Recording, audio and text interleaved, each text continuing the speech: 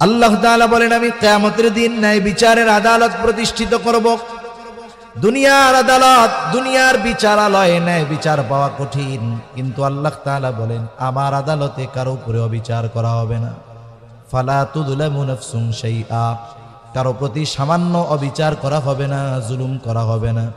আল্লাহ তাআলা বলেন, ওয়া ইন কানা মিসকালা হাববাতিন মিন খারদালিন আতাইনা বিহা, কেউ যদি দুনিয়ায় সরিষা দানা পরিমাণ কোনো আমল করে থাকে, আল্লাহ তাআলা বলেন আতাইনা বিহা, ওই আমল সহকারে আমি তাকে হাজির করব।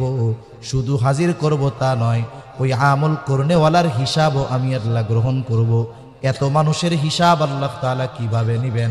আল্লাহ বলেন চিন্তার কারণ নাই, কাফা বিনা হাসিবিন, হিসাব নেওয়ার জন্য আমি আল্লাহই যথেষ্ট। আল মালু ওয়াল বানুনা জিনাতুল হায়াতিদ দুনিয়া। আল্লাহ রাব্বুল আলামিন বলেন, আল মালু ওয়াল বানুন, সম্পদ আর সন্তান, জিনাতুল হায়াতিদ দুনিয়া। আল্লাহ তাআলা কোরআনুল কারীমের এক জায়গায় বললেন সন্তান সম্পদ দুনিয়ার অলংকার।